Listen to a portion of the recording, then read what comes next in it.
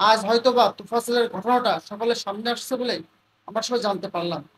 কিন্তু আমাদের চোখের আড়ালে আরো কত তোফাজ্জল এরকম নির্মমভাবে পৃথিবী ছেড়ে চলে যাচ্ছে, সেটা কিন্তু আমরা জানতে পারতেছি না।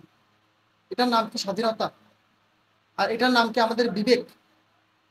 আমরা যারা সাধারণ মানুষ আছি, আমরা যারা একটু লেখাপড়া করেছি, আমাদের বিবেক শক্তি তো অবশ্যই আছে।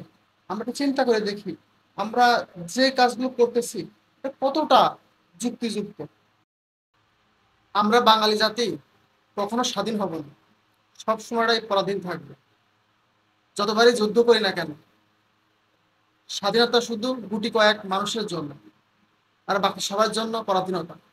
ওই ছেলেটা যার বাপ মা কেউ নাই, ভারসাম্যহীন ছেলে, তোফাজ্জল হোসেন, তার কি দোষ ছিল? তার কি একটু স্বাধীনতা পাওয়ার অধিকার ছিল না? তার কি ন্যায় বিচার পাওয়ার অধিকার কি ছিল না? তাকে কেন নির্মমভাবে মরতে হলো?